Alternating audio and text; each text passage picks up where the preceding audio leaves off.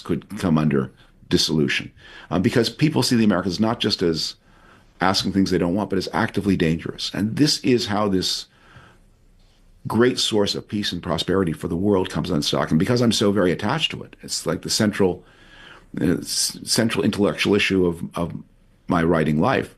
Yes. I see the danger to it so clearly and worry about this danger so very, very much. Let me put a final question to you. What you just set out here with me and in your fine essay in The Atlantic reminded me of something that Charles Krauthammer, who also spent time in Canada, used to say, which is decline is a choice. And one sentence in your essay really struck me. You write, quote, "Trump and Vance don't want the United States to be that kind of country anymore." Yeah. And I guess my question for you, David, is are there enough Americans who want to continue to be that country to think that that the path that the administration is taking the United States on can be halted or reversed, or is there insufficient collective commitment on the parts of the United States to be the country that you just discussed, that decline is somewhat inevitable? Well, we'll find out.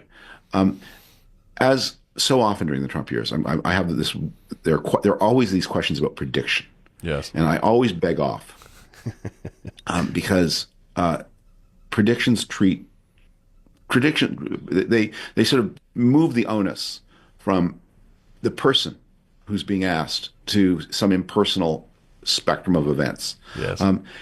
The question that we need to ponder is not, are there enough people, but where are you? You, in the third row there, senator, member of the House, member of the press, academic, member of the military. Are you, what are you going to do as Trump breaks apart the structure of security and prosperity that's done so much good for the United States and the world since 1945?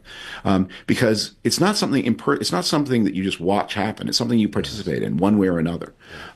So if they can, so Senator Ernst, who right now is having a very bad day because of this Oppo dump on her by her own party, what will she do? She may not have very much time left in the U.S. Senate. How will she use that time? And so many others. How will they use their time? Of course, the outcomes depend on the choices people make, and people are free to make those choices. I don't know that decline is a choice. I don't know that the Romans thought it over and said, we just barbarians, you take it. I think there's some objective preconditions for the rise and fall of power. But in this case, right now, what Trump is doing, there is no objective reason to do any of this. It's all Dummerstrasse. It's all just foolishness. It's done by spite and ignorance and just malignity. These choices don't have to be made, and Congress could stop many of them. And the Republicans theoretically have a majority in Congress. They certainly have a majority in the Senate. It's up to them. And if they don't, then the shame is shared not just by Trump and Vance, with all of their murky connections to Russia, but by everyone who didn't act to stop them, who had the power to stop them. Brilliant way to wrap up. David, let me just say how great it is to be back in conversation with you. We had a lot of audience members asking for your thoughts and your voice, given what's playing out. I'm grateful to have connected and look forward to catching up in a couple of weeks.